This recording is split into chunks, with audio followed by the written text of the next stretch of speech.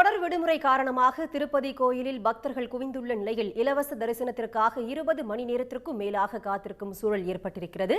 இது பற்றி விரிவான தகவல் தர காத்திருக்கிறார் செய்தியாளர் ஜெயக்குமார். தொடர் விடுமுறையை ஒட்டி பக்தர்களோட கூட்டம் அங்க எப்படி இருக்கு? பக்தர்களுக்காக இங்க என்னென்ன ஏற்பாடுகள் செய்யப்பட்டிருக்கு? திருப்பதி ஏழுமலையான் கோயிலில் சாமி தரிசனம் செய்வதற்காக வார விடுமுறை மற்றும் பக்ரீத் பண்டிகை விடுமுறையின் காரணமாக பக்தர்கள் கூட்டம் தொடர்ந்து அதிகரித்துக் கொண்டே இருக்கிறது. இதனால் இலவச தரிசனத்தில் சாமி தரிசனத்திற்காக வைகுண்டம் காத்திருப்பு அறையில் 31 அறைகளும் நிரம்பிய நிலையில் 3 கிலோமீட்டருக்கு அமைக்கப்பட்டுள்ள சிலா தோரணம் வரை பக்தர்கள் நீண்ட வரிசையில் காத்திருக்கின்றனர்.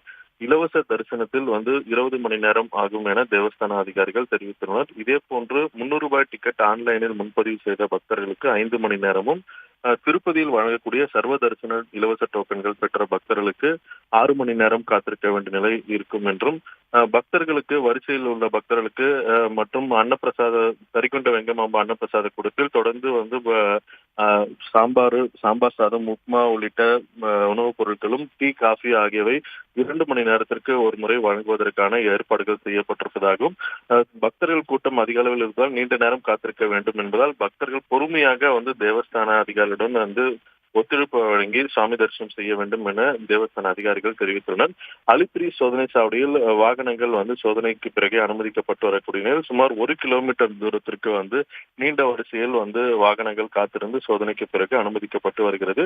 இதே போன்று வேண்டுதலின்படி பக்தர்கள் அலிப்பிரி நடைபாதை வழியாக நடந்து செல்லும் பக்தர்களின் எண்ணிக்கையும் தொடர்ந்து அதிகரித்துக் கொண்டே இருக்கிறது. உடனுக்குடன் செய்திகளை தெரிந்து கொள்ள சன் நியூஸ் பெல் ஐகானை கிளிக் பண்ணுங்க.